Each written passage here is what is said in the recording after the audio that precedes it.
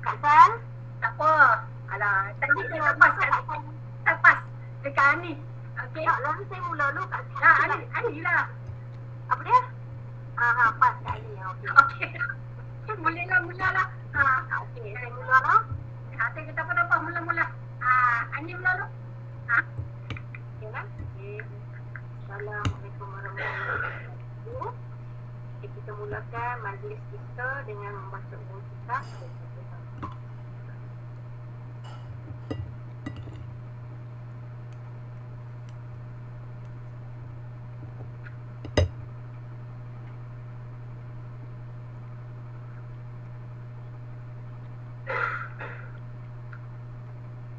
Okey. Pertama sekali sebelum kita pergi kepada program kita hari ini, housekeeping dulu lah. Okay, housekeeping, tindakan guru-guru daripada tingkatan 1 hingga tingkatan 5. Tarikh akhir untuk menghantar bahan-bahan seperti saya senaraikan di bawah ialah 20 September dah berlalu. Sekarang ni dah masuk Oktober. Yang pertama, KPI PBD guru. Okay, sasaran target PBD bagi setiap kelas. Yang ini tindakan guru perlu hantar kepada guru kanan bidang masing-masing. Okay, yang kedua, sisi 5 dan sisi 6. Okay, melalui PBL, bahan untuk PBL tersebut yang murid tadi guru boleh upload dalam grup PBL di Telegram. Yang kedua yang ketiga, evidence semakkan bahan PDPR, evidence sampel PBD juga perlu hantar kepada guru ganan masing-masing. Yang keempat, RPH. Naik ni, nombor 3 orang kali lagi, dia ada 2 kah? Nombor 3. Nombor 3 orang. Okey, nombor 2 tadi TP5, TP6 melalui PBL. Cepat Kak Zaliza. Okey, thank you. Yang ketiga, sila upload projek PBL murid dalam grup PBL Telegram. Okey, yang keempat, evidence semakkan bahan PDPR, evidence sampel PBD juga perlu hantar kepada guru kanan. Yang kelima, RPH, sampel 1 April, satu lagi Ogos dan seterusnya lah, hantar kepada guru kanan. Okey, yang keenam, keberhasilan tahun 2021 yang akhir juga perlu hantar kepada penilai pertama PT1 cikgu masing-masing. Okey, ini adalah housekeeping sebelum kita mulakan untuk program. Okey, sekarang kita pergi kepada program hari ini, iaitu coaching mentoring guru tanam bersama semua guru SMK Pulau Perahu. Okey, iaitu tajuk dia ke arah pelaksanaan PBD terancang dan efektif. Okay. Untuk ini kami telah mendapat taklimat, satu daripada Puan Pengetua dan keduanya pada hari Jumaat lepas, guru kanan dengan Cikgu Nasriah, penyelaras PBD sekolah kita. Yang kedua. Okay, mula sekali kami akan bentangkan yang pertama, iaitu pentaksiran bilik darjah yang kami dapat daripada Puan Pengetua. Okey, untuk itu tanpa melengahkan masa, saya mempersilakan Puan Salvia untuk menyampaikan taklimat berkaitan pelaksanaan PBD terancang dan efektif. Okey, dengan segala hormatnya dipersilakan.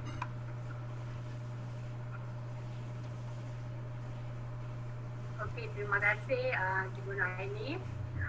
Jadi sebelum saya teruskan dengan pentaksiran bilik darjah ni, saya nak ucapkan terima kasihlah bagi pihak TK dan juga pihak ni kerana cikgu banyak ataupun ramai cikgu yang upload lah bahan-bahan untuk dalam PBL, Project Based Learning. Jadi kita tengok meriah lah Project Based Learning di Telegram tu. Jadi diharapkan ramai lagi yang upload lah video ke apa-apa bahan lah yang berkaitan dengan PBL. Sebab itu salah satu sebagai orang kata evidence lah untuk anak murid kita lah untuk mencapai tahap 4, 5 ataupun 6. Okey, jadi itu saja. Okey, jadi kita teruskan dengan pentaksiran bilik darjah. Okey, jadi rasa yang ini tak ada masalah sebab semua cikgu tahu tentang pentadsiran bilik darjah. Sebab sekarang ni kita tak ada lah nak buat pemeriksaan, jadi kita buat kepada pentadsiran bilik darjah. Okey, jadi apakah konsep pentadsiran bilik darjah? Di mana yang cikgu dapat lihat di sini, dapat nampak kan? Okey, jadi pentadsiran bilik darjah konsep dia iaitu proses yang berterusan dalam sesi PDPR. Kita PDPR lah. Kalau sebab sekarang kita dalam proses PDPR untuk mendapatkan maklumat tentang perkembangan, kemajuan, kebolehan dan penguasaan murid terhadap matlamat kurikulum yang dihasratkan. Itu tujuannya lah.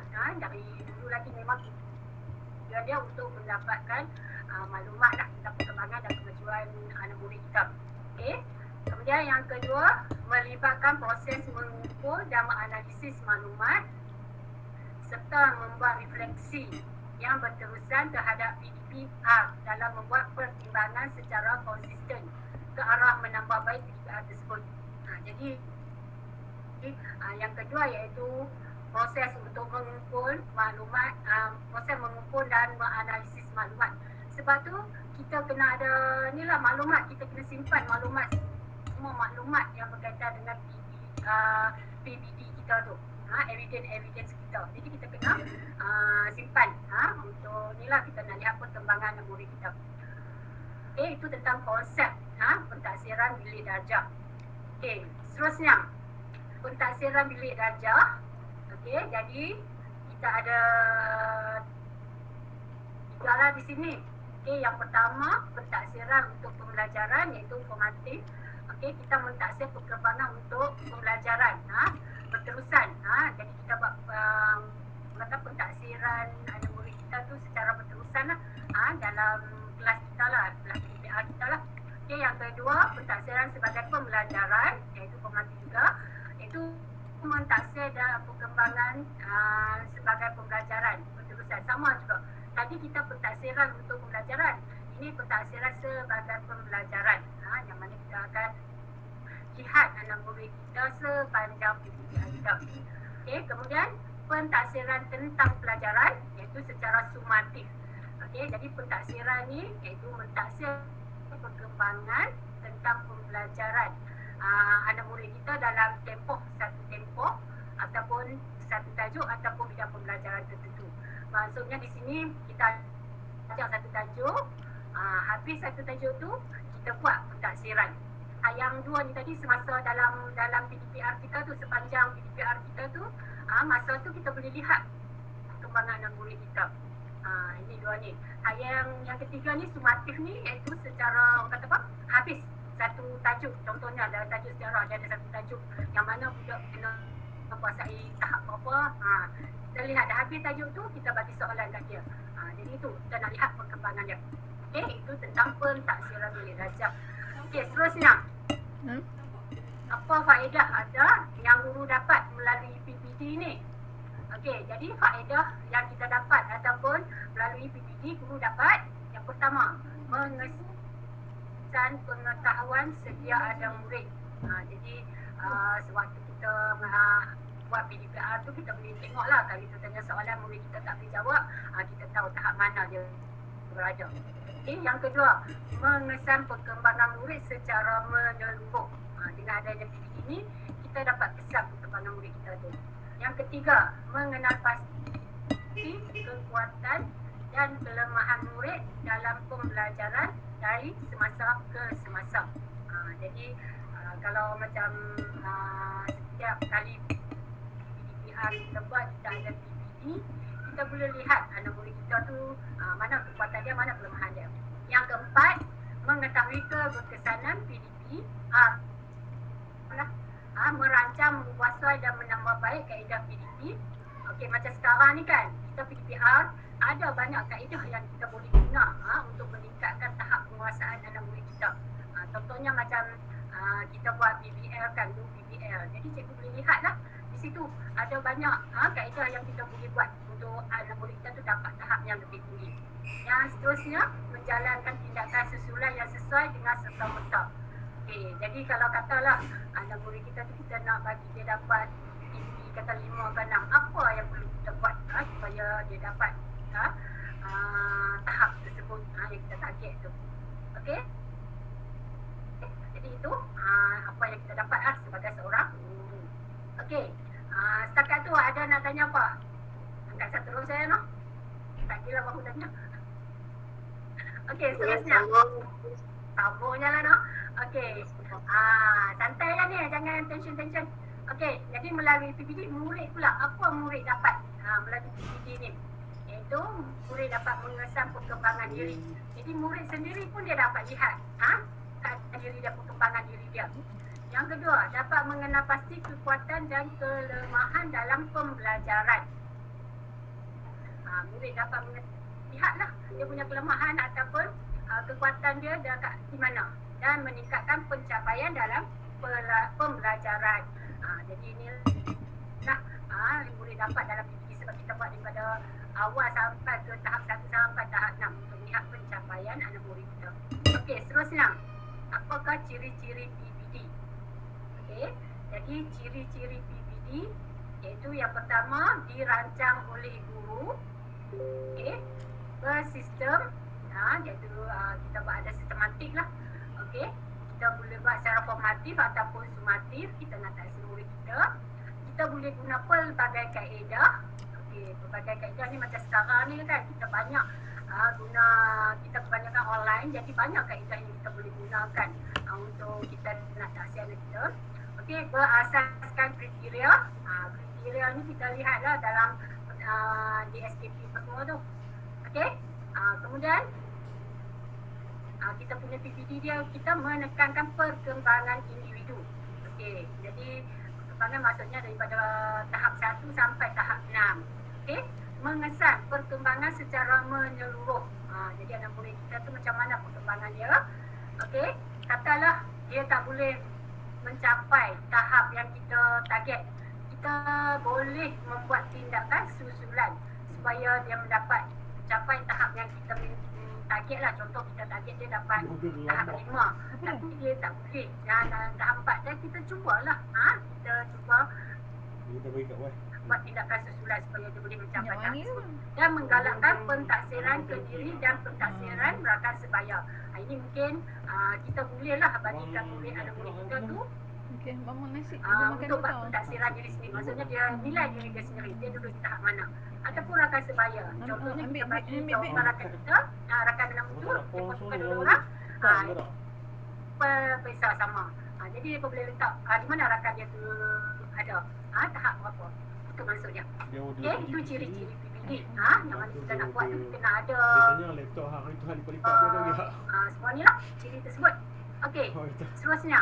Apa yang guru perlu kuasai untuk buat PPD? Okey, jadi pertama sekali yang ni kita kena pegang standard kandungan, standard pembelajaran dan standard prestasi. Yang ni kita kena pegang lah. Kita tak boleh nak buat seorang kita tu keluar daripada standard ni. Okey, dan strategi menerapkan pentaksiran ke dalam pengajaran dan pembelajaran. Jadi macam mana kita nak terapkan ni daripada standard kandungan ni, standard pembelajaran dalam pentaksiran yang kita nak buat. Okey, seterusnya kita perlu mengumpul, menganalisis dan mentaksir maklumat pentaksiran. Jadi setiap yang kita buat tu ada evidence dia, kita kena simpan, kita analisis. Okey, seterusnya mengambil tindakan susulan terhadap data pentaksiran. Okey, jadi tadi kita dah dapat data. Okey, contoh data kita ialah kalau kita buat ujian ke terhadap murid kita. Jadi kita dah analisis, kita dah lihat murid kita duduk tahap mana. Jadi kita kena buat tindakan susulan terhadap data tersebut. Macam tadi contoh, katalah kita banyak dapat tahap 3, ada murid kita banyak dapat tahap 2 atau tahap 3. Jadi macam mana kita nak buat bagi dia dapat tahap yang lebih baik, tindakan susulan tersebut. Okey, dan yang seterusnya melaksanakan pertimbangan profesional yang baik. Jadi ini pertimbangan profesional. Jadi kita tengok apa dia masuk pertimbangan profesional ni. Okey, itu apa yang perlu kuasai dalam PPD ni. Okey, seterusnya proses kerja guru mata pelajaran. Jadi proses kerja kita lah ni, guru mata pelajaran kita lah semua. Okey, Jadi sebagai seorang guru, yang ni yang pertama ni kita kena faham standard kandungan, standard pembelajaran dan standard prestasi. Yang ni wajib kita kena faham. Kemudian kita memetakan standard kandungan, standard pembelajaran dan juga standard prestasi. Jadi kita petakan dia. Apa maksud peta? Saya kita lihat. Okey, kemudian mengenal pasti kaedah pentaksiran dan membina instrumen. Okey, jadi apa kaedah yang kita gunakan untuk satu-satu tajuk untuk budak ataupun untuk kita dapat kuasai tahap yang kita target tu. Apa kaedah yang kita nak guna? Okey, melaksanakan pentaksiran, mengumpul dan menganalisis data. Okey, jadi dah kita ni kita kena buat pentaksiran lah. Kita dah buat tadi kaedah dia. Sekarang kita laksanakan pentaksiran tersebut. Dan setelah kita buat pentaksiran, kita mengambil tindakan susulan. Okey, apakah tindakan susulan yang kita perlu buat? Okey, ataupun membuat penambahbaikan. Okey, jadi itu dalam standard ni lah, iaitu PBD dia. Akhir sekali itu kita kena ambil tindakan susulan ataupun penambahbaikan untuk murid kita. Okey, seterusnya memahami standard kandungan, standard pembelajaran dan standard prestasi. Yang ni semua cikgu tahu lah. Standard kandungan tu apa dia, standard pembelajaran tu dia apa dia, dan standard prestasi dia tu lah. Iaitu jadi di sini standard kandungan iaitu perkara spesifik tentang perkara yang murid perlu ketahui dan boleh lakukan dalam tempoh persekolahan merangkumi aspek pengetahuan, kemahiran dan nilai. Yang kedua, standard pembelajaran iaitu suatu penetapan kriteria atau indikator kualiti pembelajaran dan pencapaian yang boleh diukur bagi setiap standard kandungan. Dan standard prestasi pula ialah satu set kriteria umum yang menunjukkan tahap penguasaan yang perlu murid pamerkan sebagai tanda bahawa sesuatu perkara itu telah dikuasai oleh murid. Okey, jadi dalam standard kandungan kita kalau tak salah di SKP, dalam di SKP semua ni, ketiga ni ada asalnya dalam setiap mata pelajaran di SKP ni. Semua ada ni. Okey. Seterusnya, kita lihat. Ini memetakan standard kandungan, standard pembelajaran dan juga standard pentaksiran. Jadi tiga ni kita nak petakan dalam ni lah, dalam kita punya rancangan lah, rancangan pengajaran tahunan. Sebab sekarang ni kita punya sesi sekolah kita akan dilanjutkan sampai bulan 3 tahun depan kot. Jadi kita kena buat, orang kata kena buat sesuai sikit lah. Okey, jadi memetakan standard kandungan, standard pembelajaran dan standard pentaksiran. Pertama, mengenal pasti standard kandungan yang akan diajar. Seterusnya, mengenal pasti standard pembelajaran yang ingin dicapai. Ini kan ada dalam RPH kita nak tulis, kita tulis SK apa dia, SK apa dia. Dan yang ketiga ialah kenal pasti standard prestasi yang akan dicapai. Okey, standard prestasi ni pun yang berkaitan dengan tahap-tahap tu. Okey, seterusnya, ini contoh pemetaan. Yang tadi Kak Sabah beritahu tentang pemetaan tu, pemetaan di SKP tu. Ni contoh pemetaan geografi tingkatan 1. Okey, contoh di sini. Standard kandungan dia 2.1, tajuk dia bumi, sistem fizikal bumi, apa semua ni. Okey, kemudian standard pembelajaran dia ada 2.11, menjelaskan 4 sistem fizikal bumi. 2.12 menjelaskan struktur bumi. 2.13 mengenal pasti benua, lautan, laut utama dan selat. 2.14 membincangkan kisah pergerakan kerak. Okey, jadi ini dalam di SKP kita dah ada ni. Kemudian dalam standard prestasi ni lah yang kita nak lihat tahap murid tu duduk di mana. Okey, kalau tahap 1 menamakan. Kita tahu kan kalau tahap 1 lalu menamakan dia. Itulah cikgu tengok kan tak siapa dah dalam kalau tahap dia ada yang disebut tu. Jadi masing-masing asal setiap subjek dia ada ni standard prestasi tu. Jadi kalau 1 apa dia, tahap 2 kena buat apa, tahap 3 kena buat apa. Sampailah tahap 6 ni, TP6 ni. TP6 menghasilkan karya kreatif yang menunjukkan keaslian dengan menggunakan pelbagai media berkaitan tajuk ini. Jadi kalau budak tu untuk dapat tahap 6 bagi tajuk ni mungkin dia kena buat sampai macam dia kena menghasilkan karya. Sama jugalah dalam bahasa Melayu ke subjek sejarah kan dia punya kata kunci dia ataupun mesin kata kerja ke sama rasanya, cuma hasil dia lain sikit. Okey, jadi itu standard persepsi yang kita nak lihat iaitu tahap penguasaan. Seterusnya ni kan tadi ada jadi tahap penguasaan 1, 2, 3, 4 ni apa dia maksud tadi, macam mana kita nak buat. Kita boleh buat melalui perbincangan 2 hala, kita boleh buat dalam soal jawab, kita boleh buat dalam lembaga kerja, pula, portfolio, jurnal, kuis, esei, puisi, perbentangan, projek. Jadi ini semua ni daripada tahap 1 sampai tahap 6. Macam mana kita nak buat bagi anak murid kita dapat tahap-tahap ni. Jadi daripada ni kita buatlah instrumen dia. Macam mana instrumen dia. Macam sekarang kita PDPR. Macam saya bagi tahu tadi awal-awal kan. Kita nak bagi budak kita dapat tahap katalah 4, 5, 6 kan PBL.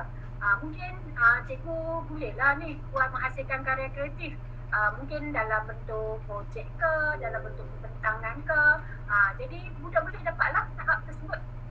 Okey, itu. Seterusnya tadi geografi. Sekarang kita tengok melalui matematik. Ni tahun 4. Okey. Samalah juga matematik dia punya cara dia tu. Apa yang perlu dia buat untuk daripada tahap 1 sampai tahap 6. Dia ikut step-step ni lah. Dia tak boleh lah langkah boleh tahap 6. 1, 2, 3, 4, 5 dia tak buat, tak boleh lah. Dia kena ikut step. Okey. Sama juga macam tadi lah. Sama juga. Yang bina instrumen dia berdasarkan apakah strategi yang ni gunakan. Sekarang kita ni PDPR rasa rasa lagi mudah. Kita banyak video lah, banyak apa yang kita boleh buat. Buah lah, penatang semua banyak. Okey, kemudian melaksanakan pentaksiran, mengukur dan menganalisis data. Okey, jadi kita merekod perkembangan pembelajaran, menganalisis data dan mengambil tindakan susulan. Apa yang kita perlu buat? Melaksanakan pentaksiran mengikut topik, tajuk atau modul. Kemudian data, setiap pentaksiran tajuk dikumpulkan, dianalisis. Jadi kita dapat setiap pentaksiran PPE itu kita simpan. Kemudian kita boleh buat juga ujian sumatif kalau perlu. Okey, kita boleh buat pertimbangan profesional bagi pelaporan pertama, pertimbangan profesional bagi pelaporan yang kedua. Okey, dan akhir sekali kita bolehlah tentu keseluruhan tahap yang anak murid kita tu boleh dapat. Jadi itu langkah-langkah dia. Pertama kita kena bagi laksanakan pentaksiran. Tak boleh kita main agak-agak ni boleh dapat tahap 2, ni boleh tahap 3, tak boleh tanpa evidence. Takut nanti kalau kata orang tengok ke tak ada evidence salah. Jadi kita kena ada evidence. Jadi evidence semua tu kita kena simpan. Kemudian kalau kita nak buat ujian sumatif pun boleh, tak ada masalah. Sekarang ni kira ujian online pun banyak boleh kita buat. Jadi itu ada pelaporan pertama, pelaporan kedua dan akhir sekali kita tentukan tahap yang dicapai oleh anak murid kita, iaitu melaksanakan pentaksiran, mengukur dan menganalisis data. Seterusnya sekarang ni kita tengok apa dia masuk pertimbangan profesional. Sebagai seorang guru kita perlu ada pertimbangan profesional supaya orang tak mempertikaikan kita punya tahap yang kita beri kepada anak murid kita lah. Jadi apa yang perlu ada kepada kita? Yang pertama sekali, kita dalam penguasaan terhadap kurikulum. Jadi cikgu mesti ada kuasa dalam subjek cikgu tu. Yang kedua, berkemampuan untuk menggunakan pelbagai strategi pengajaran dan pentaksiran. Sebagai seorang guru ni, tadi kita ada kuasai bidang kita atau subjek kita mampu nak gunakan strategi apa kita dapat pentaksiran terhadap anak murid kita. Yang kedua, pengalaman. Sebagai seorang profesional, sebagai seorang guru ni, bagi pertimbangan profesional ni, kita ada pengalaman mengajar.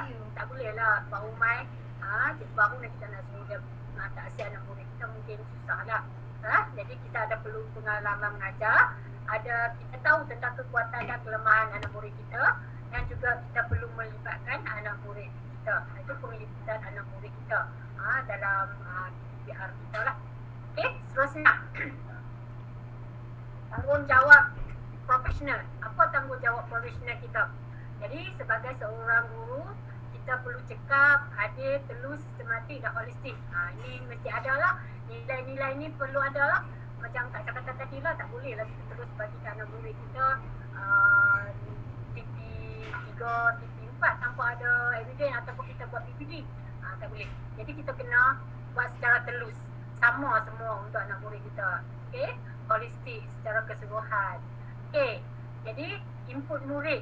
Apa yang input murid ni maksudnya evidence apa yang kita nak nilai murid kita? Yang pertama mesti ada evidence lah. Kerja dia ke, latihan yang dihantar, lembaran kerja. Kalau kita bagi lembaran kerja macam mana dia buat, kita boleh tengok. Portfolio.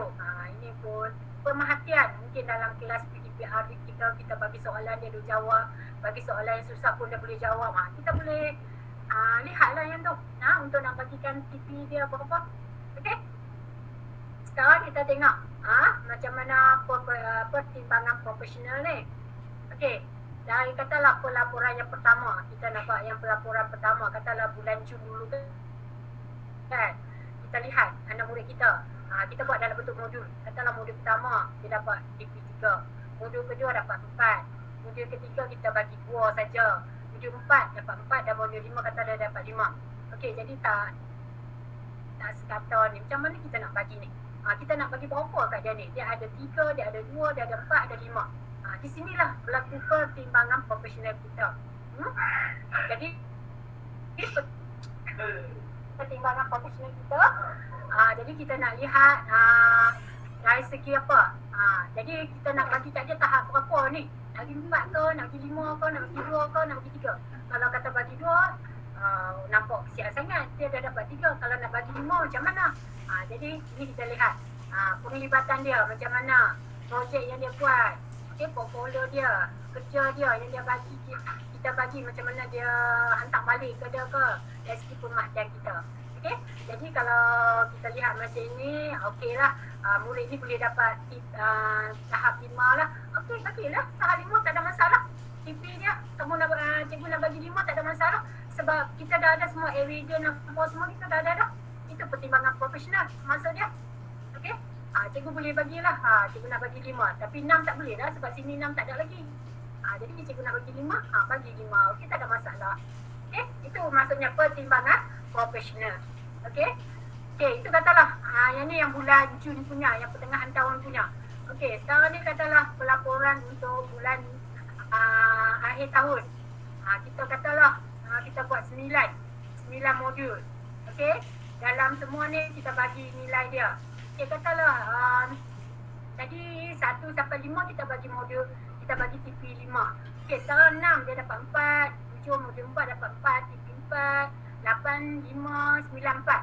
Okey, dia 4 dengan 5 aja. Sekarang macam mana kita nak buat? Okey, sekarang kita buat lagi pertimbangan profesional. Kita lihatlah semua ni. Okey, kita lihat semua ni.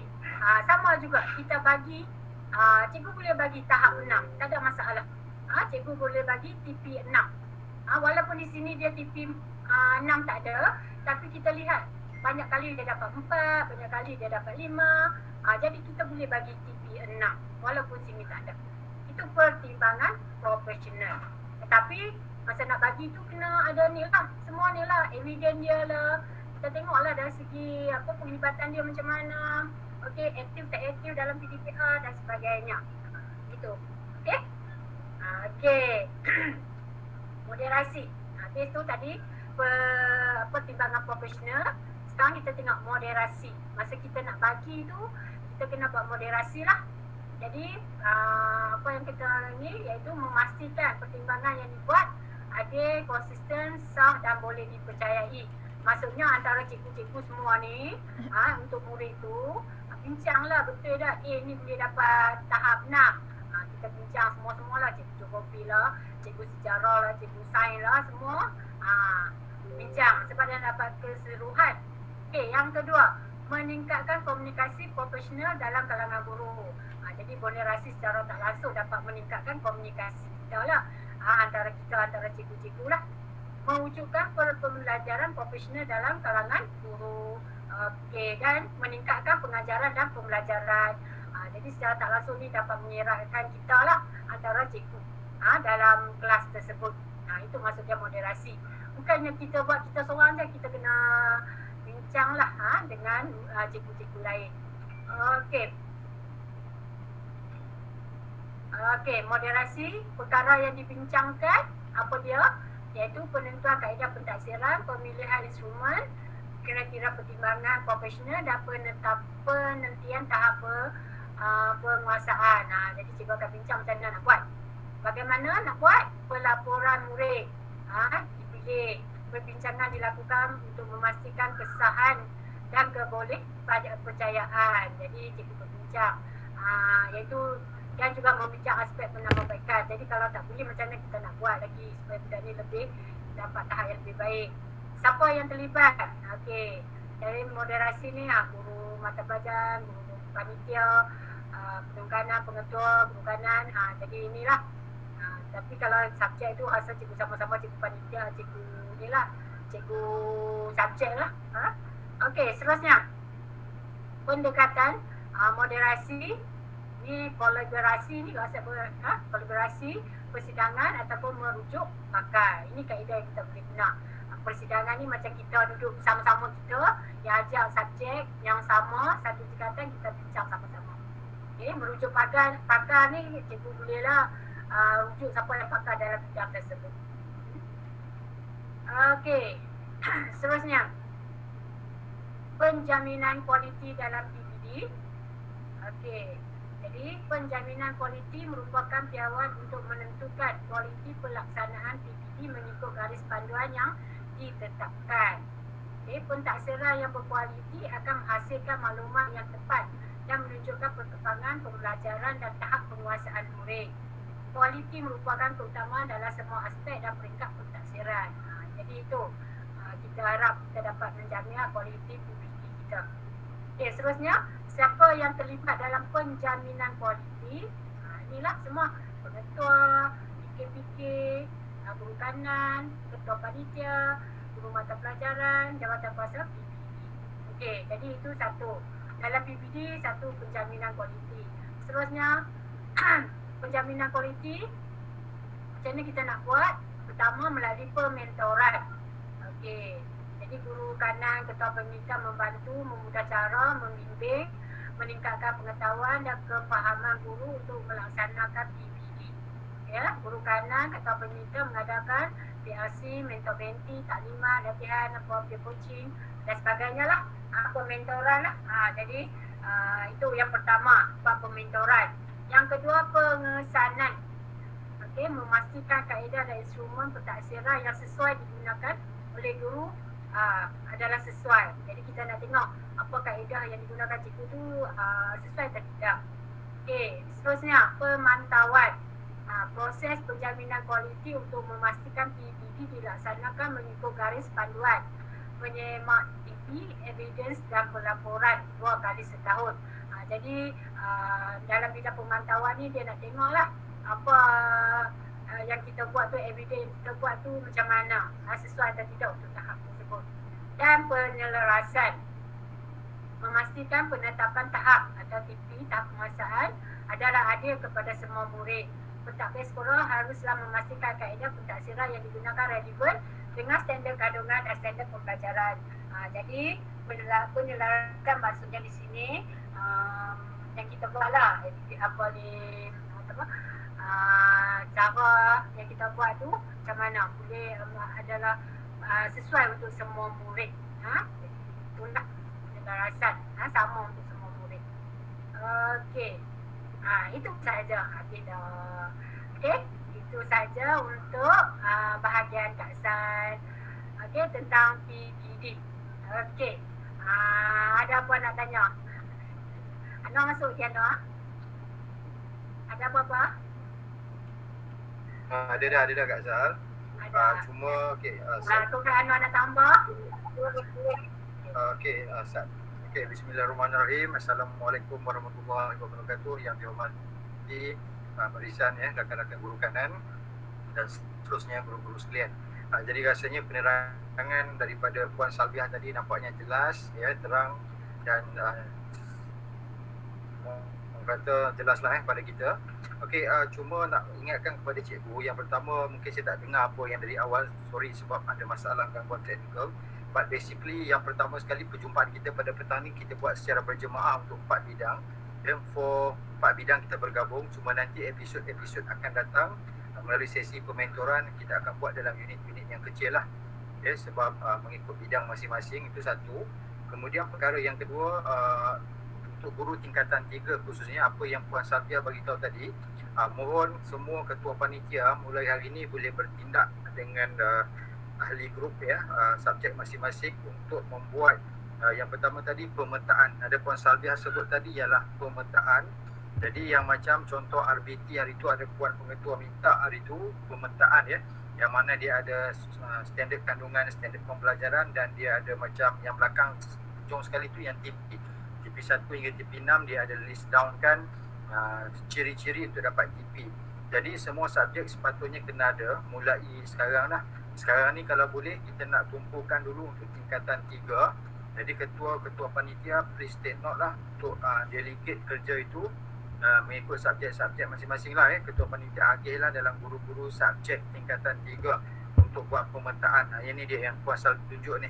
Okay, jadi semua KP tingkatan 3 khususnya for the time being untuk masa ni wajib buat, sebab kita akan ada pemantauan ya, BD daripada JPN, bahagian jaminan kualiti lah, Nazir. Dia orang akan datang ke sekolah-sekolah untuk membuat pemantauan. Mereka kena buat moderasi lah sebagainya kerana nak melihat perkembangan terkini setiap sekolah. Ini sebabnya sebab budak kita akan naik ke tingkatan 4, jadi proses tu dia pun nak tengok sekolah. Bukanlah sekarang melalui masa demi masa lah dia pun akan bagi tahu bila nak main. So mohon kerjasama guru-guru tingkatan 3 buat macam ni yang macam RBT. Hari tu Puan ada minta saya rasa semua panitia ada tengok, cikgu ada tengok, dan ketua panitia RBT ada post dalam grup rasmi hari tu kalau tak silap. Jadi RBT rasanya mereka sudah done lah. Cuma yang lain-lain tu boleh mulalah. Tarikh tu mungkin cikgu boleh back data ke, tengoklah asalkan ada dulu. Rangka ni mesti ada. TP1 sampai TP6 tu kalau boleh kena ada. Sebab melalui taklimat dia bersama BD hari itu SISC Plus ya, pada hari Jumaat lepas, memang dia bercakap dia pun nak main ya, bukan kata sekolah kita sajalah, semua sekolah lah di daerah seberang-berai. Jadi orang kata to be safe ya, untuk orang kata lebih selamat lah ya, ketua panitia tingkatan 3 bersedia. Yang tingkatan lain bukan kata tak penting, perlu buat, tapi buat masa ni dia pun punya fokus kualitinya untuk tingkatan 3. Jadi tingkatan lain dah boleh lah mula bersedia, orang kata sediakan payung sebelum hujan lah. Kalau mat sobat tak apa, sekejap lagi kita akan reply balik. Okay, yang ni penting pemetaan. Yang kedua, rekod transit cikgu subjek masing-masing ni tingkatan 3 juga mesti ada, sebab secara random maksudnya kita tak hantar evidence apa semua, tak ada, mereka main tengok, lepas tu tengok rekod transit cikgu. Jadi kita kena bersedia lah ya. Semua sekali lah, tapi especially form 3. Okey, lepas tu apa yang cikgu kena buat seterusnya, guru-guru subjek dan ketua panitia yang tingkatan 3 ni okey, evidence student cikgu ya, yang dapat TP 456, yang dapat TP 456 tu mesti ada sampel evidence yang cikgu punya. Okey, sebab apa? Yang 1, 2, 3 tu dia tak berapa sangat, tapi yang makluman daripada SISC Plus hari tu they are talking to see evidence for TP4, TP5 and TP6 basically. Dan last sekali, bila cikgu buat moderasi, pastikan ada bukti evidence kita dah buat moderasi daripada KP, guru subjek, ketua bidang dan sebagainya. Nanti kena ada rekod lah untuk persediaan kita. Moderasi ni tadi Puan Salbiah dah terang, Jadi semua benda kerja buat kita kena ada evidence melalui PBD ni, sebab sekarang ni dikira rasmi. Begitu juga kalau sekolah rendah, mereka dah sangat sibuk lah ni untuk budak darjah 6. Kalau sekolah menengah lah ni untuk form 3. Jadi harap cikgu faham dengan 3 benda yang saya kata tadi. Yang pertama ialah pemetaan, yang kedua ialah evidence, yang ketiga moderasi, kemudian pertimbangan profesional. Dalam pertimbangan profesional, saya rasa lebih cantik ataupun to make easy, lebih easy untuk cikgu. Sebenarnya nama student tu kan cikgu ada masing-masing. Cikgu buatlah modul 1 dia dapat berapa, modul 2 dia dapat TP berapa dan sebagainya. And the last kali cikgu boleh buat satu kolom pertimbangan profesional cikgu lah, PP cikgu. Cikgu nak nilai dia berapa. Boleh nampak bermaksud sekolah kita pun baru je dengar istilah ni sebenarnya. Kita tak berapa sangat emphasis before. So ujung sekali tu at the end untuk kita masukkan penilaian tahap semester ini, cikgu isilah perbincangan pertimbangan profesional cikgu. Ini dia. Okey, untuk senarai budak cikgu tu, list cikgu daripada senarai A sampai Z tu cikgu, anak murid cikgu tu. Macam tadilah cikgu Salbiah kata kan, macam ni, ni contoh untuk seorang pelajar kan. Tepi sekali yang cikgu Salbiah sedang tunjuk sekarang ni. Okay, modul tu ialah bab 1, bab 2, bab 3, bab 4, bab 5 kan.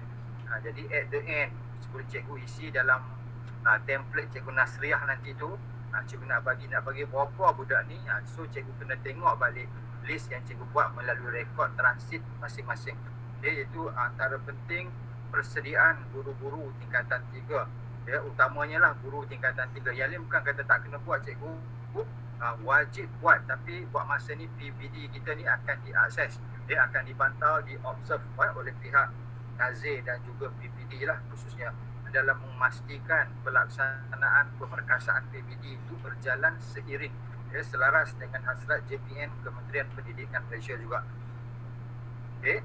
Lepas tu saya rasa moderasi tu ialah peringkat kita lah, antara KP dengan ketua bidang dan juga guru-guru subjek lah. Bagi yang ada TP5, TP6 lah. Jadi saya rasa itu saja Kak Sal, informasi daripada saya sebagai tambahan lah, celahan. Mungkin Kak Sal bagi tahu juga, jadi saya ulang balik lah tadi ya. Okey, itu saja. Terima kasih. Okey, terima kasih Cikgu Anwar. Okey, ada Cikgu Anwar ini ada nak tambah apa-apa tak? Tak ada, dah jelas dah Kak Sal dengan Anwar bagi tahu maklumat tadi. Kak Rozia nak tanya apa? Apa lah kereta ni? Kita duduk dalam kereta. Semua dah tahu Ni, tambah satu lagi. Rasanya sebut tak tadi? Kan yang Puan kata PDPR kita ni, kan nanti kan cikgu dah habis silibus, kan cikgu buat PBD saja. Okey. Tak, tadi kan cikgu buat PBD saja. Dah habis silibus kan, tapi dalam rekod ngajar tu tulislah tajuk apa-apa semua. Okey. Bagi tahu tak tadi yang tu? Tak. Yang tu. Kan dia buat itu, dia katakan cikgu buat PBD. Ya, tapi dalam rekod ngajar tu tulislah tajuk apa-apa semua lah, objektif apa semua. Tapi kita buat bagi soalan PBD. TP berapa tu yang kita nak buat. Okey. Yang tu saja. Kesat jalan sesat lah ni. Okey, jadi terima kasih Cikgu Rozia. Jadi itulah jadi kalau siapa yang dah habis dah bolehlah buat PPD saja. Sebab kita punya sesi kita ni sampai tahun depan. Bukan sampai bulan 12, sampai bulan 4 dan 3 kak. Sesi sekolah kita yang ni. Laliza, siapa nak tanya? Last sesi PPD tu bulan berapa?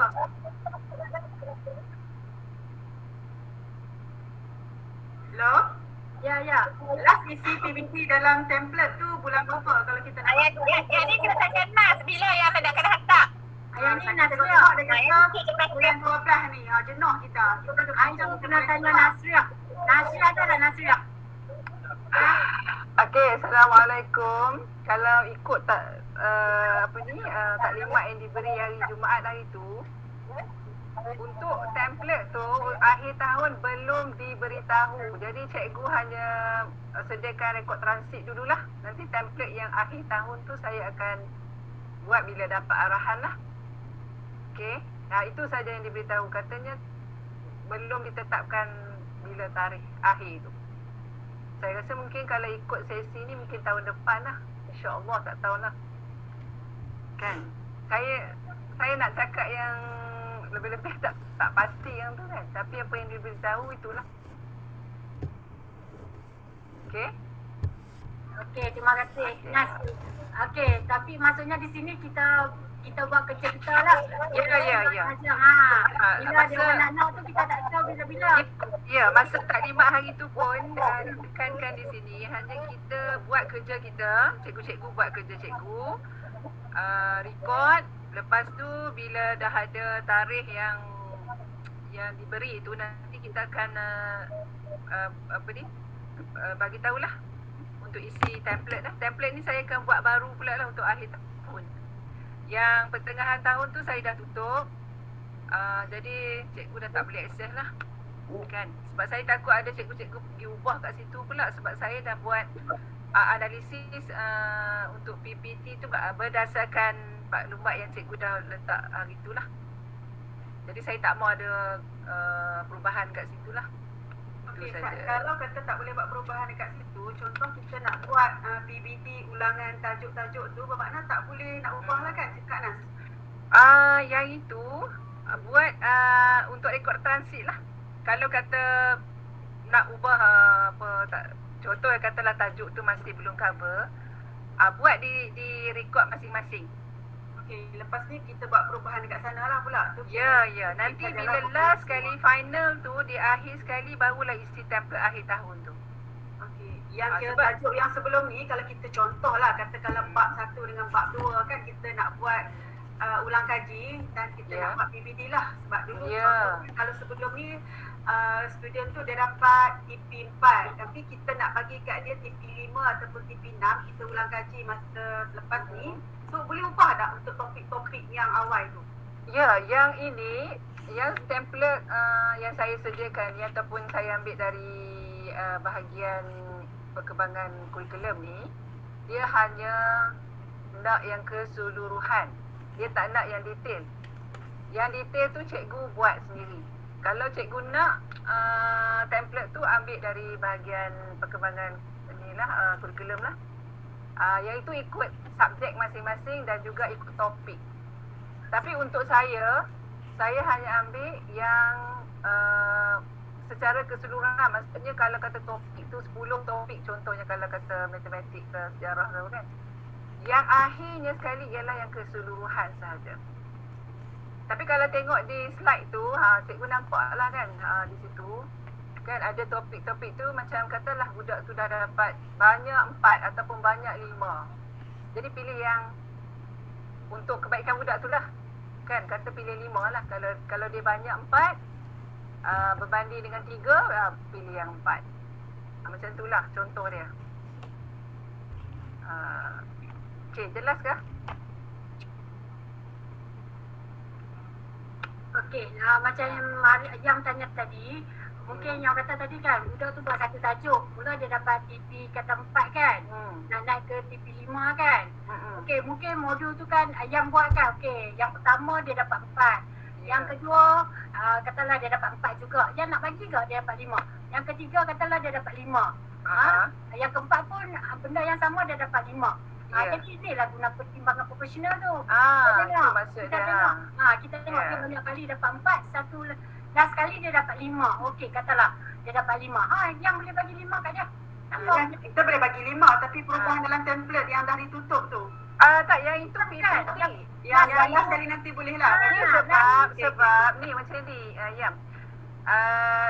dia bagi 2 laporan tu untuk PPT setakat itulah masa itu dan ketika itu. Lepas tu yang selepasnya tu ialah PAT pula lah, dia kira macam half-half lah macam tu. Kan, jadi tak ada masalah lah kalau kata nak upgrade masa akhir tahun. Masa akhir tahun, okey. Ya. Tak ada masalah. Dia tak ada masalah downgrade, dia kena upgrade sajalah. Kan? Kalau kata budak tu dapat 1, dia mungkin boleh pergi dapat 2 atau 3 lah. Tapi kalau ikut pentaksiran PBD ni, minimum ialah 3 Kalau sebab budak tak masuk kosong Kecuali kalau dia ada masalah lembam ke pembelajaran tu lain cerita lah. Tapi kita boleh kenal pasti kalau dia memang tak boleh lah. Tapi kalau dia dah contohnya daripada sekolah rendah darjah 6 dia masuk dekat kita tu, dia tak kosong dia ataupun dia bukan satu, kecuali ada kes-kes terpencil lah. Kebanyakannya dah masuk tahap 3 lah. Itu dipanggil tahap D5. Okay. Saya tak tahu untuk subjek lain, tapi itulah kebiasaannya, itulah penanda aras je lah. Jaranglah ada yang kalau dia tak hadir pun dia memang tak buat langsung, kita nak bagi buat. Yang tak buat langsung dipanggil tidak dapat ditaksir, TDD, iaitu istilah barulah. Kalau Sebab dia tak hadir, yang masuk kategori ni sebab memang ramai yang tak mau. memang kita pun ada masalah tu. Tapi kalau dia mulai masa 3 minggu hari tu, kan 3 minggu hari tu, 3 minggu kan yang kita sekolah tu, kalau kita dan taksir dan dapat 3 ataupun 3 lah, kata 2 atau 3 tu, kita guna yang tu lah. Kita ulang balik lah untuk pentaksiran akhir tahun. Tapi kalau katalah dipanjangkan sampai tahun depan, kita mungkin akan sekolah lah, insyaAllah. Kalau tak ada apa-apa, kita mungkin budak-budak akan datang sekolah. Jadi kita masih ada masa untuk buat pentaksiran lah. Jadi yang untuk sekarang ni cikgu buat setakat mana yang boleh, yang budak tu ada kan. Yang tak ada tu kita, bukanlah kita hold dulu. Kalau dah tak boleh, nak buat macam mana kan. Jadi kita hold dulu. Katalah tahun depan dah buka sekolah, kita nilai semula lah. Macam tu kan, sebab kita punya sesi ni dia tak berakhir dengan bulan 12 ni lah. Kalau ikut apa yang ditaklimat tu lah, kita kena ada, mungkin ada 3 bulan lagi tahun depan, InsyaAllah. Kalau kita dah buka sekolah semua kan, dah bersemuka, jadi cikgu-cikgu bolehlah buat penilaian tu ataupun pentaksiran tu untuk yang tak main langsung ke, yang tak muncul langsung dalam PDPR. Okay. Buat yang sekarang, untuk sekarang ni buat yang ada dulu. Okay. Saya nak tanya Cikgu Anwar pasal pemetaan. Okey tak Cikgu Anwar? Okey, yang pengatur tunjuk kita tu, yang pengatur bagi contoh dalam rasmi tu adalah RPT. RPT kan, sebab dia ada minggu kan. Jadi yang kami nak buat ni pun yang macam tu lah kan, yang ada minggu apa semua tu. Okey, Kak Saliza, yang pengatur bukan tu sebab hari tu dalam perbincangan burukan mesyuarat pengurusan, pengatur nak beliau kena sediakan evidence sebenarnya peringkat sekolah. Jadi pada masa itu Cikgu Roziah Awang tu bagi tahu yang mereka punya panitia RBT memang dah buat dah.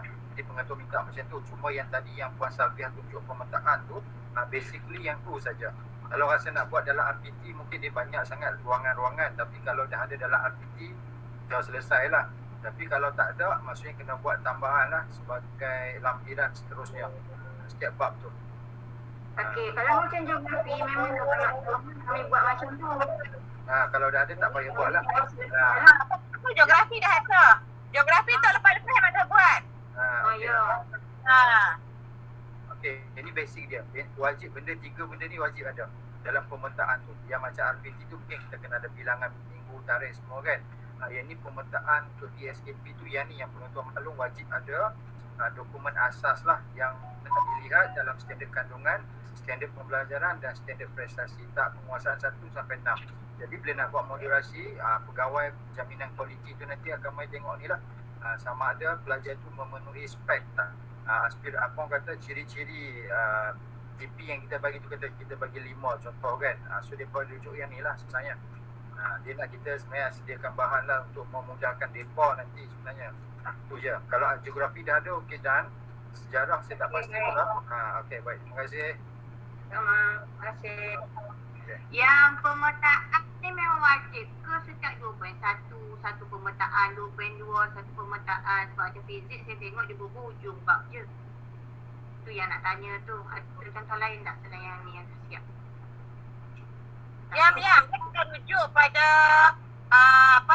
dokumen standard prestasi. Macam setengah subjek, macam ada bab pertama, contohnya dia tak ada sampai TP TP 6, mungkin dia ada sampai TP 3 saja. Part yang kedua mungkin dia ada sampai TP 4. Macam geografi yang saya perasan lah. Tajuk hak awal-awal dia tak ada TP 4, 5, 6. Dia ada 1, 2, 3. Bila tajuk hak akhir dia tak ada TP 1, TP 2. Dia ada TP 4, TP 5, TP 6 macam tu. Dia bergantung kepada tengok dalam DSKP dengan dokumen standard prestasi tu. Maksudnya pemetaan ni boleh buat ujung bab je lah, boleh juga kot noh. Sebab kalau bab itu sendiri dah disusun secara menegak kan, dia punya arah dia semakin meninggi, jadi saya buat teruslah untuk hujung bab sahaja. Boleh? Betul tak? Macam saya punya, macam contohnya 2.1 saya TP1, TP2. 2.2 saya TP2, TP3 macam tu. Jadi samalah macam yang Kak Ron cakap, maksud dia kan, betul tak? Betul ya, betul. Tapi tak apalah, untuk tahun ni tak apalah, buatlah yang mana yang sempat kan. Kita nak buat balik daripada awal tu jenuh lah memang banyak. Jadi tak apa, untuk tahun depan kita start dah daripada awal-awal. Tapi yang tingkatan 3 wajib buat dulu. Tingkatan 3 wajib. Yang lain tak apalah dulu. Tingkatan 3 ni. Lepas tu yang contoh rekod transit ada tak? Saya memang ada buat. Cumanya saya cakap dulu cara saya buat, saya letak tarikh, saya letak budak punya pelibatan online, pelibatan offline. Lepas tu saya akan buat yang kalau soalan tu ada berkaitan dengan TV berapa yang saya nak taksir pada hari tersebut, saya buatlah contohnya TV 2, TV 3. Okey. Dan saya akan buat by tarikh, ataupun perlu ke saya keluarkan balik semula untuk letak TV sahaja tanpa kehadiran pelajar. Sebab lainnya saya punya rekod memang saya buat dah senarai nama, saya ulang balik saya letak tarikh, saya letak bawah tarikh tu saya letak online, offline, TV berapa, dan juga kerja suatu online jika kerja suatu online tu tidak dikira sebagai TV.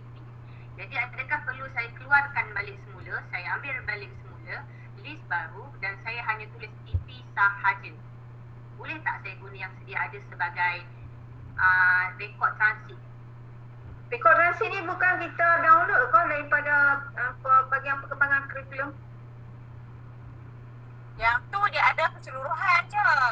Dia tak ada yang macam ikut ikut topik kan, macam topik bab 1 sampai 3 berapa. Yang tu dia tak ada.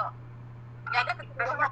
Kita memang nak ikut topik, kita kena ikut tema sepatutnya kalau kita tapi dia macam dia ada keseluruhan kan yang tu. Sebenarnya yang BKP punya tu ada dua jenis. Satu yang keseluruhan yang saya urus lah. Yang satu lagi ialah yang ikut tingkatan dan ikut subjek. Ikut subjek yang ada detail. Dia ada dua jenis sebenarnya. Jadi kalau untuk cikgu, saya cadangkanlah kalau cikgu ada masalah untuk sediakan rekod transit. Sebenarnya rekod transit ni sebenarnya terpulang kepada cikgu. Macam mana dia nak uruskan PBD tu. Yang ikut dia mudah lah. Macam Yam kata tadi, Siti Yam kata, ada tarikh, ada tu detail lah. Yang tu yang terbaik lah sebenarnya.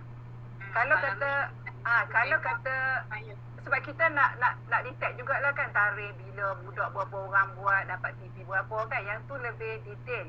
Tapi kalau katalah susah sangat nak buat yang macam tu, yang penting mesti ada maklumat yang mesti ada tu bila kita buat dan dapat TV berapa. Yang tu yang paling basic lah. Tapi kalau cikgu nak yang rekod transit, kalau yang dah disediakan template tu ambil dari BKP pun okey lah. Yang tu detail lah. Kalau macam sejarah kan mereka ada topik kan. Dia ada topik, ada maksudnya dia kena ikut lah topik tu kan. Jadi yang tu lebih mudah lah. Kalau nak buat sendiri, paling mudah senarai nama yang dah ada, dah ready tu. Cuma tambah tarikh dan siapa yang buat. Tik siapa yang buat dan dapat TP berapa.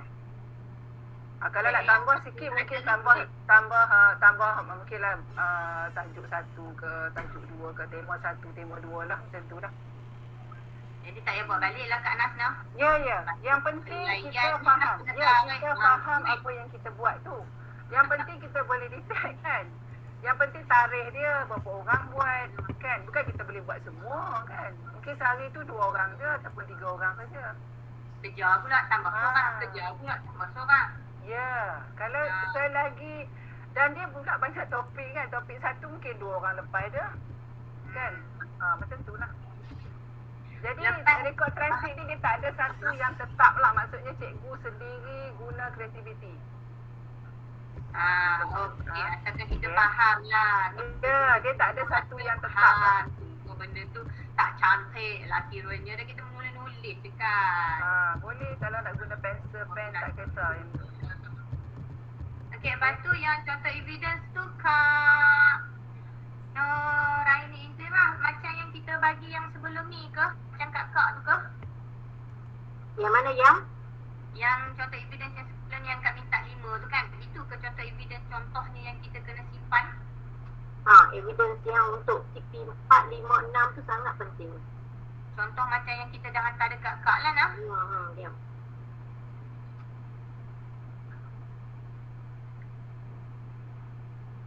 Okey, saya nak cadang kalau siapa yang ada evidence budak tu, kalau rasa nak senang kumpulkan ataupun transfer ke sama ada nak buat dalam bentuk Word kan, kita kumpulkan.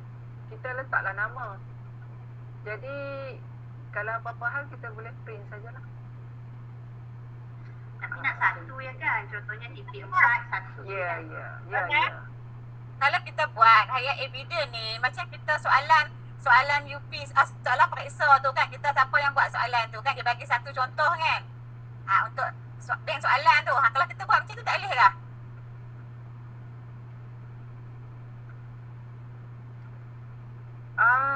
Kalau soalan cikgu bagi kali nak contoh soalan. Ya. Tu evidence dia. Kan cikgu tu buat kan soalan, katalah soalan TP, dia buat soalan TP 3 kan. Okey. Boleh bagi satu-satu kan. Kita masuk dalam file evidence. Ya, macam boleh. Ada kita buat yang periksa tu. Ya. Boleh. Sebab kalau kata cikgu nak buat dalam bentuk hard copy, print lah. Kalau kata nak buat dalam soft copy, letak dalam Word pun boleh. Ya. Kan? Ikut ke apa ni?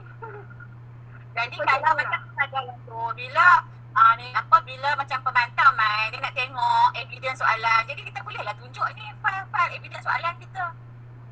Kalau kata dalam bentuk ataupun kalau nak masukkan dalam drive, boleh Word dan drive, kita buat QR code saja. Lagi senang. Kalau print tu lah nak kena sedia file banyak lah kan. Ataupun kita masuk ada file evidence kita sendiri, cikgu tu masing-masing ada evidence dia. Nanti bila pemantau mai dia nak tengok evidence PBD, kita tunjuk itu je lah. Ya, saya rasa setiap panitia boleh buat rasanya. Panitia boleh kumpulkan. Kita wujud dalam panitia. Senang lagi senang. Sebab apa, kalau PBD ni biasanya kalau dalam taklimat mereka ni selalu sebutlah pemerkasaan panitia sebenarnya. Sebab bila panitia tu, tak salah panitia kita banyak kan, macam sebab kita banyak subjek kan. Macam kita setiap tu, kalau dah panitia lah senang. Ya. Dia ada satu yang berpusat lah, yang tu lebih mudah. Jadi cikgu-cikgu hantarnya tapi kena ada seorang admin lah. Kena ada admin yang kumpulkan evidence tu. Contohnya katalah satu evidence folder untuk katalah TP4 contohnya kan. Yang ni nak dikumpul kan. Jadi buat folder TP4, TP5 dan TP6. So audio ke video kan kita masukkan dalam tu je. Lepas tu kita buatlah sikit nama budak tu kan. Dan kelas mana. Itu lebih mudah lah jadi. TP yang ni lah macam TP 3, 6 1, 2 kadang kita baca cikgu buat macam boleh. Ya. Ambil 4, 5, 6 lah. Tapi kena ada admin lah. Admin dalam panitia tu lah yang boleh kumpul semua dan macam dia jadi admin lah untuk PBD dalam panitia lah kita kata kan. Maksudnya dalam unit dalam panitia tu kena ada unit PBD lah kalau kita ikut dari segi sini kan. Tak tahu lah, mungkin kena bincang lah kot yang ni. Tak apalah, yang tu panitia sendirilah bincang nak buat macam mana. Okey.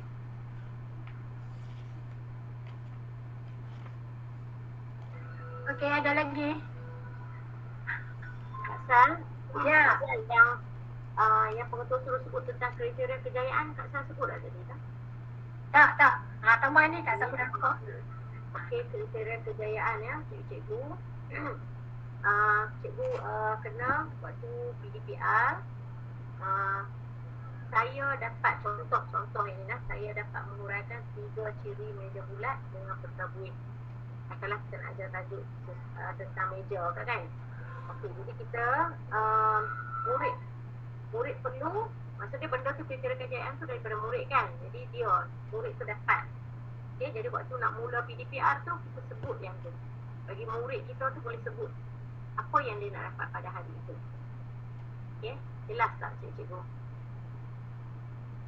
Okey, tu je Kak Sal. Okey, tak apa, tak tambah tak. Macam contoh kelas Cikgu Syahidah baru ni. Cikgu Syahidah Yusof kan. Sebelum mula kelas tu dia suruh pelajar dia baca kriteria kejayaan kan. Jadi dia tulis, dia sayang kat slide itu, jadi budak dia baca. Yang tu macam dia tulis lah, okey, ni saya dapat. Jadi budak tu baca, dia sebutlah saya dapat. Macam hari tu Syahidah dia tulis baca tu murid dapat. Jadi budak pun sebutlah murid dapat 1 apa 2 apa. Yang ni macam ni pengetua sutukak lah. Macam pelajar tu dia sebut saya lah, saya dapat menyebut macam tu lah. Ni contoh yang tu lah, observasi Syahidah itu ni. Dia suruh pelajar dia baca kriteria kejayaan tu.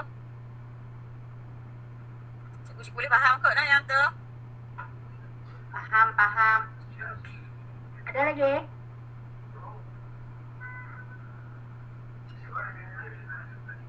Ada lagi nak tambah apa-apa? Ada lagi? Okey, saya nak tambah satu lagi lah yang pasal PLC tu. Masa taklimat tu mereka juga minta lah cikgu-cikgu di sekolah ni buat PLC. Sama-sama cikgu lah, kata contohnya kalau panitia buat panitia asing lah. PLC ni maksudnya kita, contohnya ada isu kan, kita cuba selesaikan isu tu lah. Ataupun bincangkan isu tu. Jadi buat macam bentuk, kalau sekarang ni kena buat Google Meet lah. Dan kita record lah. Tak tahu lah, saya rasa tak tahu nak cakap macam mana, tapi PLC ni penting jugalah kalau ikut dari segi kita nak bertukar tukar pandangan kan, kalau ada input ke daripada ahli-ahli panitia tu. Jadi mereka minta kita bincangkan lah. Jadi kita buat PLC lah. Tak tahu lah macam mana. Okey, kalau macam PLC ni, kalau kita nak masuk dalam SPL KPM tu, kita kena ada 4 perjumpaan lah baru kita boleh dapat mata 20 mata untuk PLC. Jadi kalau panitia buat, maksudnya kena ada 4 kali lah. Mula-mula PLC, lepas tu apa dia, teacher sharing. Adalah dia punya tu, tak ingat lah, tak siapa tak ingat. Jadi 4 kali tak kan? Kitaran PLC ya? Kitaran PLC tu. Macam kita PLC dengan tingkatan 5 dahulu tu. Kita ada 4 kali perjumpaan, barulah kita dapat mata 20 mata kredit untuk ni lah, untuk SPKPM tu. Boleh catat dalam tu. Okey? Asal nak tanya. Ya. 4 kali perjumpaan ke ataupun 4 kriteria yang dia nak dalam PLC tu. Kalau dalam PLC tu kita buat katalah pukul 8 sampai pukul 1 contohnya. Tapi kita ada 4 kriteria dalam pukul 8 sampai pukul 1 tu. Boleh tak masuk dalam SPL KPM? Walaupun 4 kali. Maksudnya di sini kena daftar 4 kali lah. Kalau nak ni kena buat 4 kali.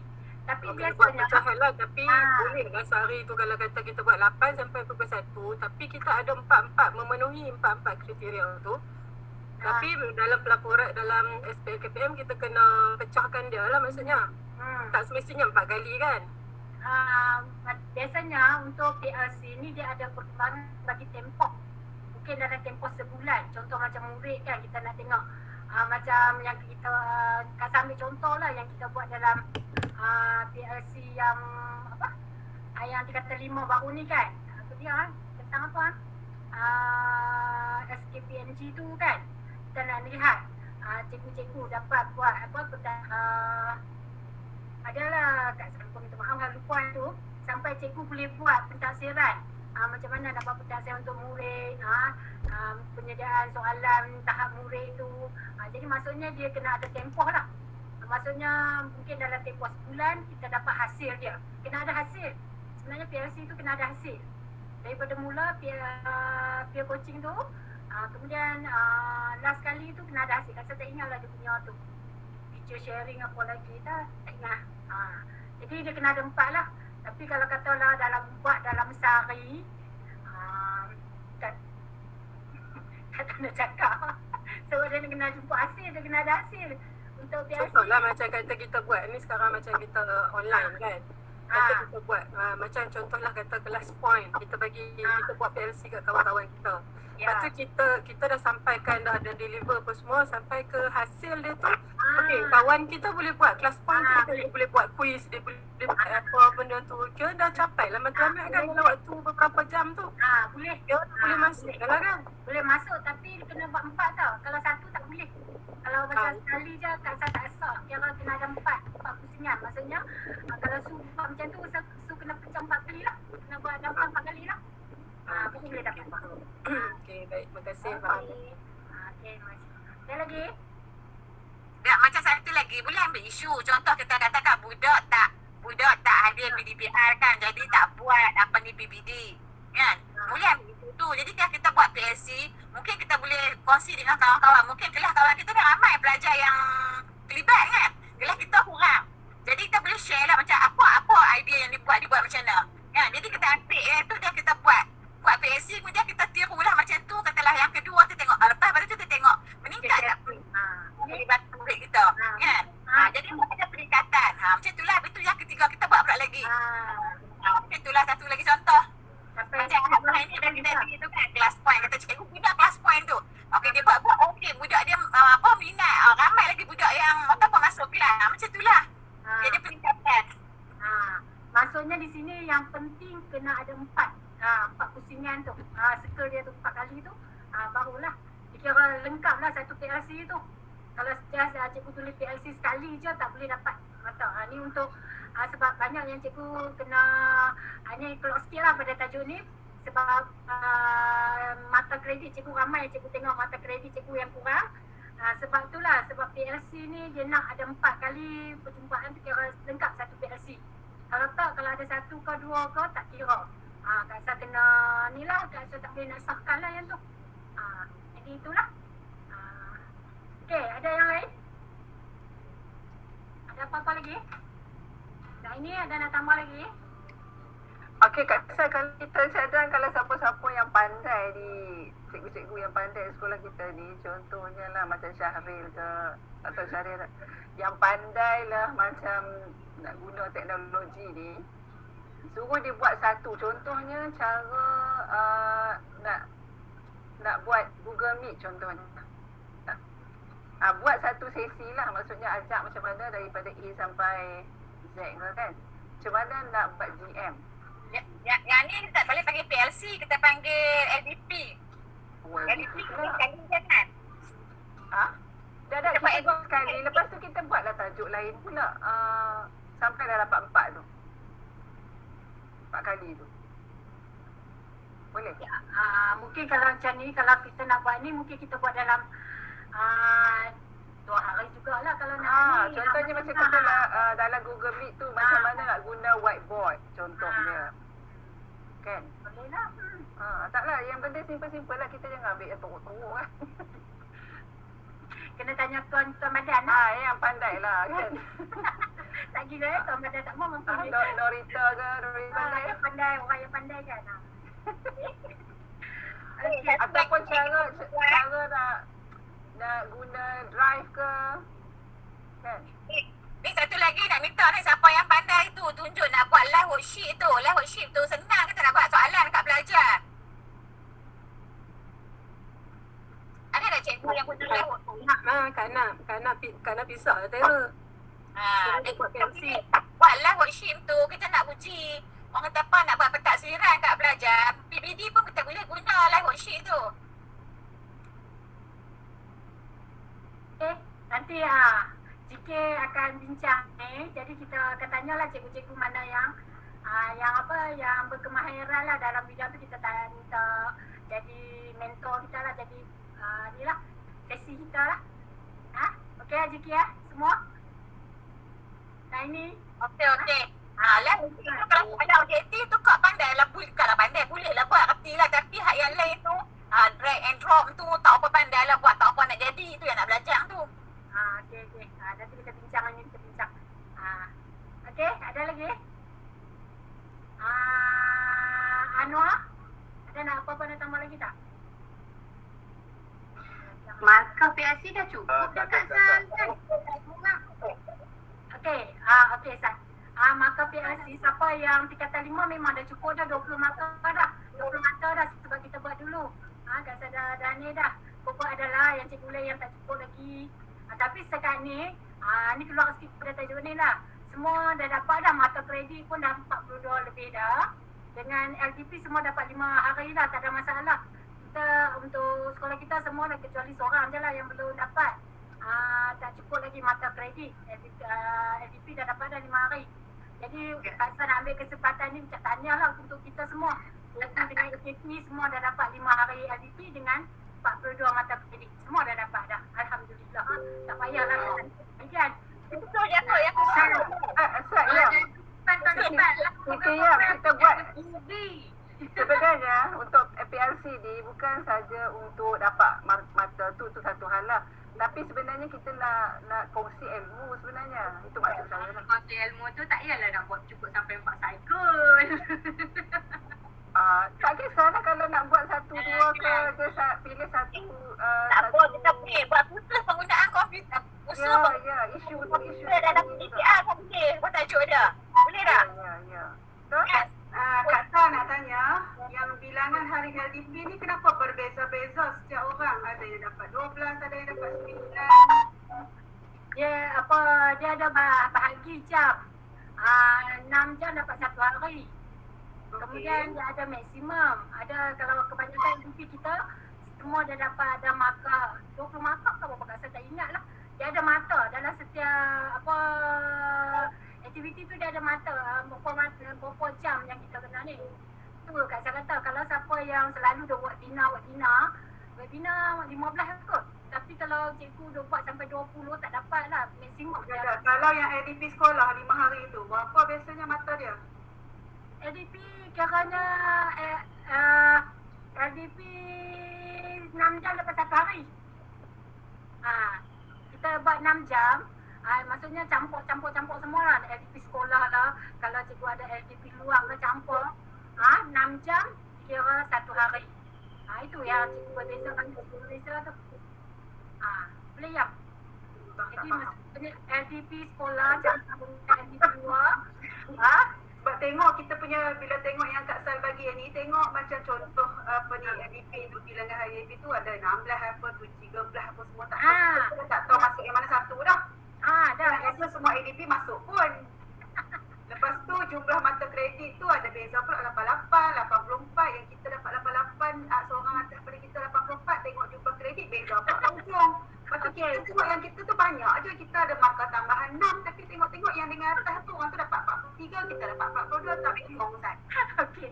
Yang ni pun Kak Sal pun ni sebab baru ni 15 bulan ni lepas generate baru, jadi mana yang kadang-kadang yang PRC lah, banyak yang PRC lepas dekat kita lah. Kalau tak cukup 4 pusingan lepas suruh kita jangan sokong.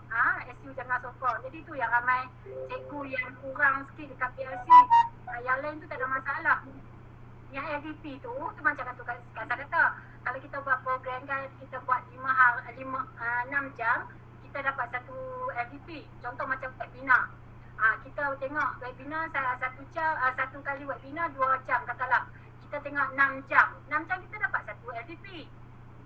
Webinar lah, baca buku lah. Kan Kak Sal suruh baca buku. Dapat 6 mata kredit sebab 6 jam dapat 1 LDP. Yang webinar kita masuk baru ni kira tak? Daftar? Ada. Webinar yang mana? Yang Bank Islam tu. Biar Islam yang Sabtu ni Kak Sah tak buat lah sebab Kak Sah tak masuk.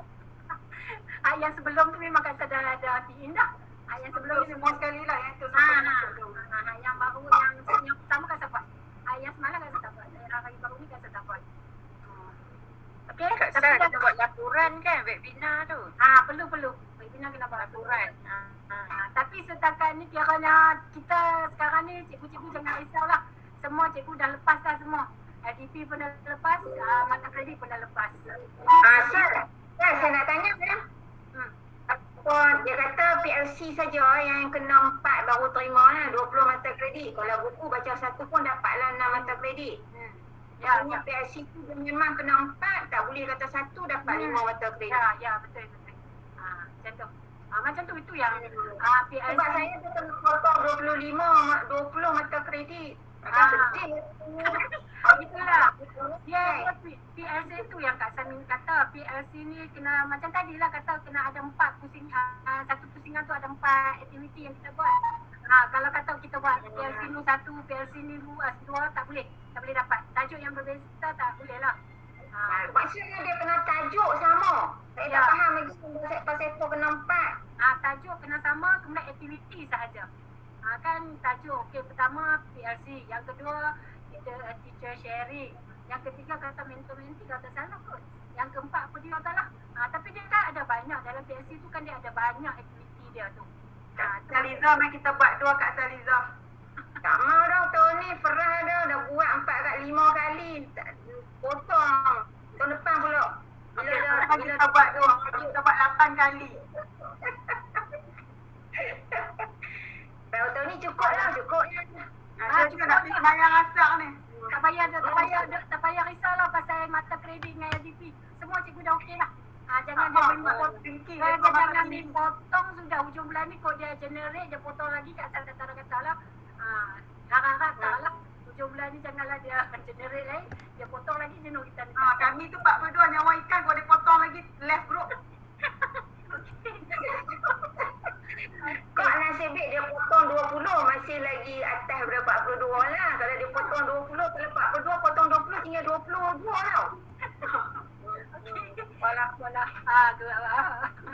Rezeki dekat tu. Okey, rezeki kat tu. Macam mana kan? Tak potong depan kita buat lain. Okey, habis tu. Ada lagi tak? Satu lagi. Kak Sah nak bagi tahu PLC ni. Bukan PLC. Markah SPLKPM ni dengan mata kredit LDP ni penting untuk kita kalau tak salah lah. Yang Kak Sah dengar lah. Untuk kita dapat anugerah kecemerlangan APC. Jadi kalau kita tak cukup mata kredit, kita tak cukup LDP, kita tak layak lah dapat APC. Tu saja nak abang. Okey. Jadi itu. Okey. Habis aku tak ada apa dah. Kak Rozia. Nak ini. Apa ni? Ada apa dah? Banyak dah berikut lagi. Okey. Kalau Anwar lah nak kata apa Anwar?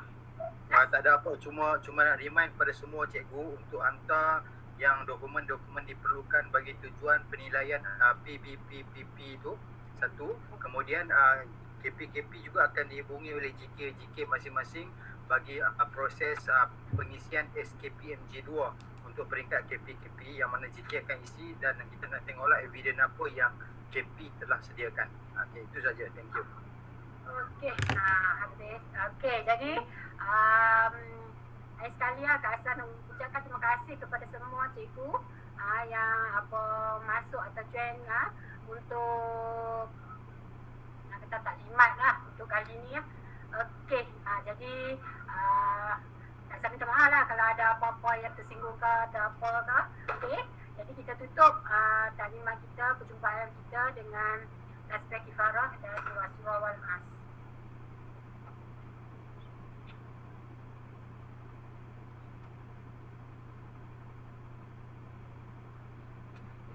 Okey, terima kasih semua. Assalamualaikum.